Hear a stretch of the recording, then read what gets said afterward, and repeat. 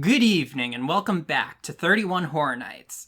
It's October 6th and tonight's movie is Night of the Demon.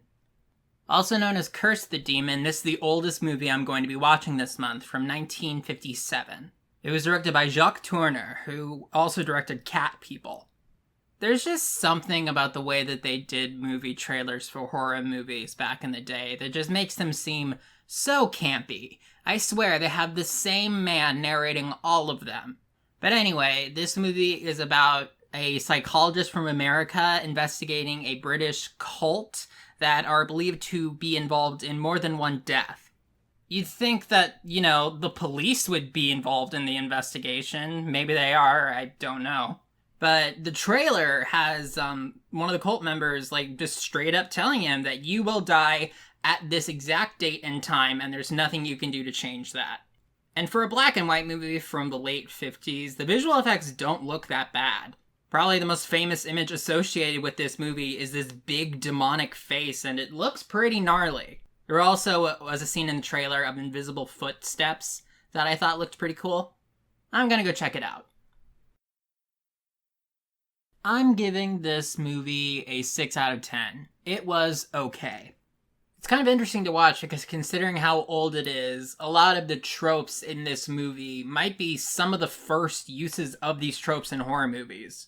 I don't know how many of these were started or even popularized by Night of the Demon, but there was the opening kill, there was the smug skeptic. There were a few familiar plot points in this movie.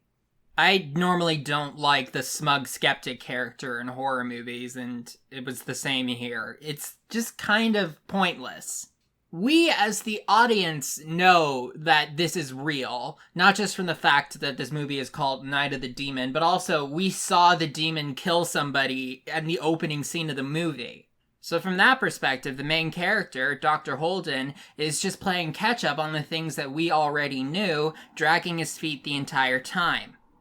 I sometimes find it humorous what kind of things that the characters in horror movies will try to come up with in order to not say that something was supernatural. I think probably the most outlandish one I remember hearing was in the movie The Borderlands, where someone said that rocks and caves could somehow store and release sound. There's a moment like that in this movie where the villain, Julian Carswell, gives Holden a business card that has this handwriting on it that disappears, and he gets it sent off to labs. They do every test they can think of, but chemically there was nothing done to that card. And then later on, when he sees Carswell do a little magic trick for the village kids, he thinks, oh, it was just a magic trick. As if somehow that makes the fact that the best scientific equipment they had couldn't detect the trick somehow okay. Thankfully, the other main character, Joanna, is a little less stubborn in this regard. She's the niece of the opening kill guy, who was one of Holden's colleagues. I definitely liked her character more than Holden's.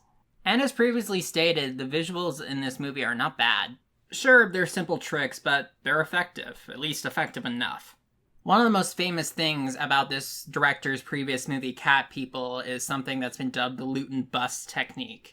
Horror movies use it all the time as a way to put in a jump scare before anything starts really happening. An atmosphere will build up slowly, and then there will be a big loud noise that has a source that's completely harmless, like a cat or a bus. This movie, I don't think used that, but it did have one jump scare that got me. But then the movie tried to do the exact same scare, not even 10 seconds later. I can definitely believe that at the time this movie was groundbreaking, but looking back on it, when you compare it to movies now, or even movies from 10 or 20 years later, its age does show a bit. I didn't love Night of the Demon, but I can respect it. And now let's go into a few spoilers.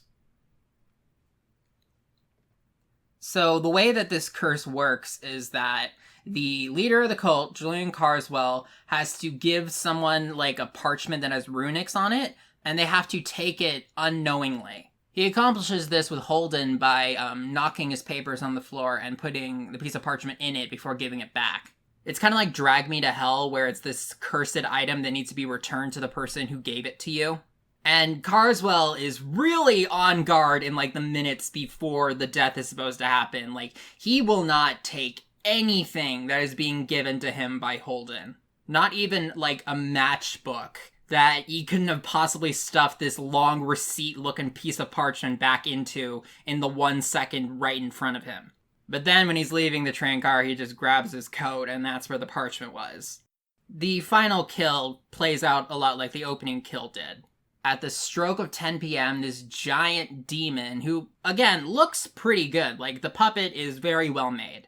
It starts coming after Carswell, and he's on train tracks at the time, and you never actually see closely him getting mauled to death by this demon because a train passes by in front of him. But it seems kind of brutal. And one thing that I thought was a decent touch at the end of the movie was that Holden wants to go up to see the body, but then Joanna stops him and says, maybe it's best if you don't know what happened.